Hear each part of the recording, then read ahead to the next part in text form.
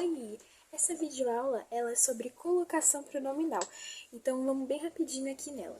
Bom, o que é colocação pronominal?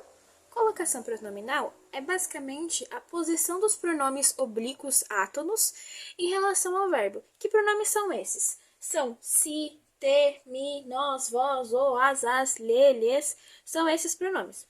E aí a gente tem três formas de colocar esses pronomes: a próclise, a mesóclise e a ênclise. Então vamos lá. A próclise, a gente vai usar uns macetinhos. A próclise, ela é pró. Pensa no PR de primeiro.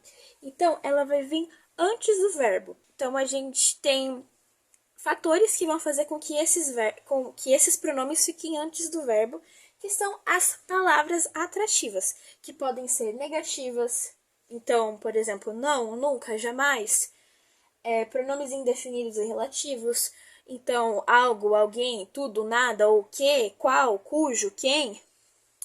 Tem também as conjunções subordinativas, que são as ligações das orações que elas precisam existir ali para a oração fazer sentido. Então, tem que, qual, enfim.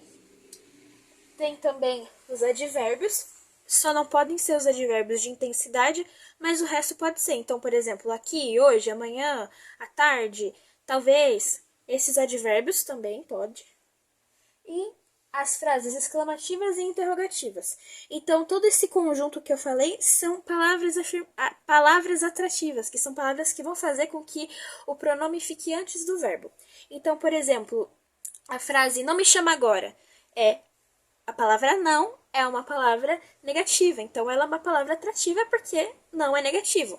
E aí o pronome me vai ficar depois do não. Então, não me chama agora. Quem te contou isso?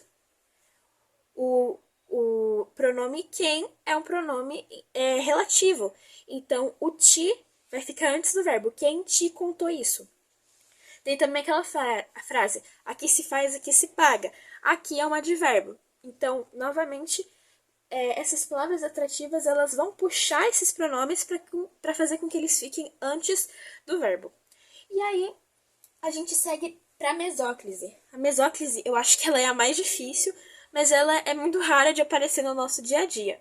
E a mesóclise, ela acontece quando o pronome fica no meio do verbo. E aí ela vai acontecer sempre no futuro do presente ou no futuro do pretérito. Então, por exemplo, dar-te-ei o dinheiro amanhã é um futuro. Vocês viram que o T ficou no meio do dar? Que seria, né, darei. Dir-lhe-ia a verdade se pudesse. Diria a verdade se pudesse. Só que o lhe ficou no meio. Esse é bem difícil, mas ele é mais raro de aparecer. Nesse, pra saber, né, tem o fato de que essa palavra é mesóclise, né? E o mes, a gente sempre pensa em palavras que têm a ver com isso. Então, por exemplo, Mesopotâmia, terra entre rios. É uma terra no meio do rio. Mezzosoprano, é uma colocação do coral que a pessoa ela não é nem soprano, que é o mais agudo, nem contralto, que é o mais baixo. Ela tá ali no meio, mezzosoprano. Ou você não precisa ir tão longe assim, você pode só pensar, mesóclise, meio, e fazer essa associação. E por fim tem a ênclise, que seria, ênclise é o pronome no final, né, depois do verbo. E aí, para eu associar, eu penso ênclise em the end, que daí fica final ali, bem bobinho, mas é só para associar, né, o ênclise. E aí, a ênclise vai acontecer no início de frase e após o verbo, se não tiver nenhuma das palavras atrativas que eu falei ali. Então, por exemplo, fala-me a verdade, diga-lhe que eu volto, levou-o para casa.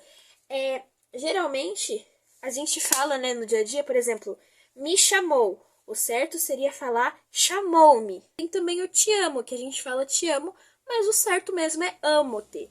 Porque o verbo tá ali e ele precisa vir, o pronome precisa vir depois do verbo, porque não tem nenhuma palavra atrativa. Mas, né, no dia a dia, no coloquial, a gente fala assim mesmo e tudo bem. Então é isso, próclise, mesóclise e ênclise.